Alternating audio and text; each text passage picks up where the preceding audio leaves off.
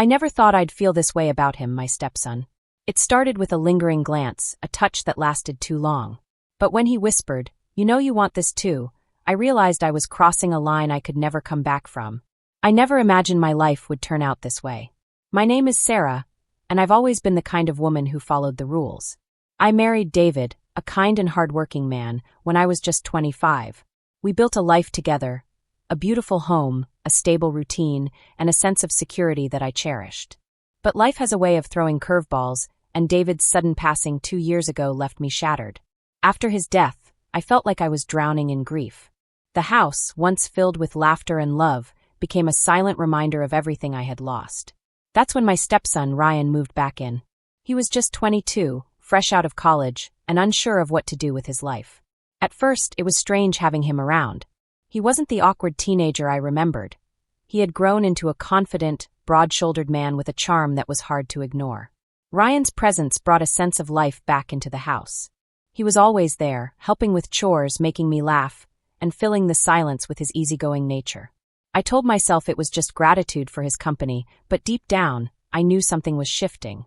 The way he looked at me sometimes, like I wasn't just his stepmom but someone worth noticing, made my heart race in a way I hadn't felt in years. I tried to ignore it, to remind myself of the boundaries that needed to stay in place.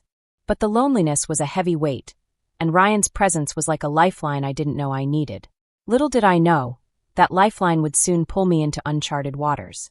At first, everything seemed innocent. Ryan and I fell into a comfortable routine, cooking dinner together, watching movies late at night, and sharing stories about our days. But then small things started to feel different. The way his hand would brush against mine when he passed me a plate, or how his gaze would linger a little too long when I laughed. I told myself I was imagining things.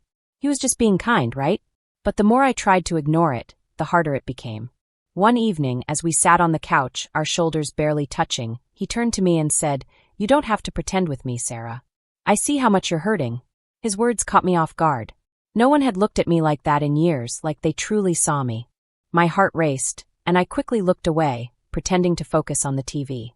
But the air between us felt charged, like a storm waiting to break. A few days later, I caught him staring at me while I was washing dishes. When I turned to face him, he didn't look away. Instead, he stepped closer, his voice soft but steady. "You deserve to be happy, Sarah. You don't have to carry all this pain alone." I wanted to argue, to tell him he was crossing a line, but the words wouldn't come.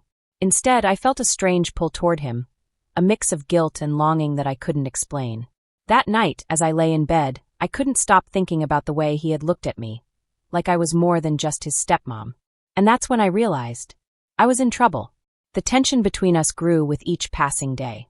It was in the way Ryan's hand would linger on my shoulder when he passed by, or how he'd stand just a little too close when we talked. I told myself it was nothing, that I was reading too much into it. But deep down, I knew I wasn't. One evening, after a long day, I found myself sitting on the porch, staring at the stars. Ryan joined me, his presence warm and comforting. We sat in silence for a while, the cool night air wrapping around us. Then, out of nowhere, he said, "You don't have to be strong all the time, Sarah. It's okay to let someone in." His words hit me like a punch to the chest. I turned to look at him, and for a moment, our eyes locked. There was something in his gaze, something raw and unspoken, that made my breath catch. I wanted to look away, to break the connection, but I couldn't. "Ryan," I started, my voice trembling, but he interrupted me. "I know this is complicated," he said, his voice low and steady, "but I can't pretend I don't feel it anymore. You're not just my stepmom, Sarah. You're more than that to me." My heart raced, and I felt a mix of panic and something else, something I hadn't felt in years. Desire. I wanted to push him away, to tell him this was wrong, but the words wouldn't come. Instead, I found myself leaning closer, my body betraying my better judgment. When his hand brushed against mine, I didn't pull away. And when he leaned in, his breath warm against my skin, I didn't stop him. The kiss was soft at first, tentative, as if he was giving me a chance to back out. But I didn't. Instead, I kissed him back, the weight of everything I'd been holding in finally spilling over. It was wrong. I knew it was wrong. But in that moment, it felt like the only thing that made sense. The next morning, I woke up with a knot of guilt in my stomach. I told myself it was a mistake, that it would never happen again. But as the days went by, I found myself craving his touch, his presence, his warmth. The line between right and wrong blurred, and I didn't know how to stop myself from crossing it again. The guilt gnawed at me, but it wasn't enough to stop me. Ryan and I began stealing moments, quick glances, fleeting touches, and whispered words that no one else could hear. It was like we were living in a bubble, a secret world where the rules didn't apply. But secrets have a way of coming to light, and ours was no exception. One evening, as we sat in the living room, the air between us was thick with tension. The TV was on, but neither of us was paying attention. Ryan's hand brushed against mine, and before I could stop myself, I intertwined my fingers with his. It was a small gesture, but it felt like a declaration. That's when I heard it, the sound of the front door opening.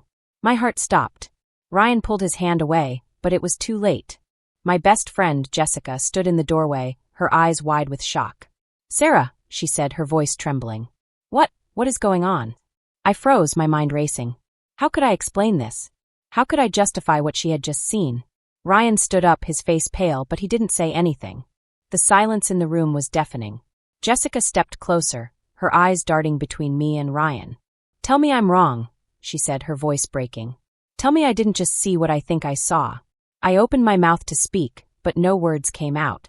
What could I say? There was no explanation that would make this okay. Jessica shook her head, tears streaming down her face. "How could you, Sarah?" she whispered. "He's your stepson. This is sick." Her words cut through me like a knife. I wanted to argue, to tell her it wasn't what it looked like, but deep down, I knew she was right. This was wrong. I had crossed a line that could never be uncrossed. Jessica turned and walked out, slamming the door behind her. The sound echoed through the house, a harsh reminder of the reality we had been trying to ignore. Ryan and I stood in silence, the weight of what had just happened pressing down on us. "What do we do now?" Ryan asked, his voice barely above a whisper. I didn't have an answer. My mind was a whirlwind of emotions, guilt, fear, and a strange sense of relief that the secret was finally out. But that relief was short-lived. The consequences of our actions were just beginning to unfold. The next few days were a blur. Jessica told everyone, my friends, my family, even my co-workers. The judgment was swift and merciless. People I had known for years looked at me with disgust, and the whispers followed me wherever I went. Ryan tried to comfort me, but even his presence felt tainted now. The bubble had burst, and there was no going back. One night, as I lay in bed, staring at the ceiling, I realized the truth. I had lost everything. My reputation, my relationships, my sense of self, all of it was gone. And for what? A moment of weakness that had spiraled out of control. But even as the guilt consumed me, a small part of me couldn't let go of the feelings I had for Ryan. And that scared me more than anything. The fallout was immediate and brutal. Jessica's revelation spread like wildfire, and soon everyone knew. My phone buzzed constantly with messages, some filled with anger, others with disbelief. My family was the hardest to face. My sister, Emily, called me, her voice shaking with rage. "How could you do this, Sarah?" she demanded. "Do you have any idea how much you've hurt everyone? How much you've hurt yourself?" I didn't have an answer. What could I say? That I was lonely? That I was weak? None of it mattered. The damage was done. Ryan tried to stay by my side, but the weight of the situation was too much for both of us. One night he sat me down, his face pale and his hands trembling. "Sarah," he said, his voice barely above a whisper, "I think I need to leave. I can't do this anymore." His words felt like a punch to the gut. I wanted to beg him to stay, to tell him we could figure this out together. But deep down I knew he was right. We had crossed a line that couldn't be uncrossed, and staying together would only make things worse. The day he left, I stood in the doorway, watching as he packed his bags into his car. He turned to me, his eyes filled with a mix of sadness and regret. "I'm sorry," he said, his voice breaking. "I never meant for any of this to happen." "I know," I whispered, tears streaming down my face. "I'm sorry too." As his car disappeared down the street, I felt a strange mix of relief and heartbreak. The house, once filled with his presence, felt emptier than ever. The weeks that followed were a blur of guilt and self-loathing. I avoided everyone, my friends, my family, even my co-workers. I couldn't face their judgment, their pity. I had become a cautionary tale, a reminder of what happens when you let temptation take over. But the hardest part was facing myself. Every night I lay in bed, replaying every decision, every moment that had led me here. I had lost everything. My family, my reputation, my sense of self. And for what? A fleeting moment of connection that had cost me everything. I knew I had to find a way to move forward, to rebuild my life from the ashes. But the guilt was a heavy weight, and I wasn't sure I'd ever be able to forgive myself. Months passed, and slowly, I began to pick up the pieces of my life. The judgment from others didn't stop, but I learned to live with it. I started therapy, trying to understand how I had let myself fall so far. It wasn't easy, facing my own mistakes, my own weaknesses, but it was necessary. One day, as I sat in my therapist's office, she asked me a question that stopped me in my tracks. "Sarah," she said gently, "what do you think this experience has taught you?" I thought about it for a long time before answering.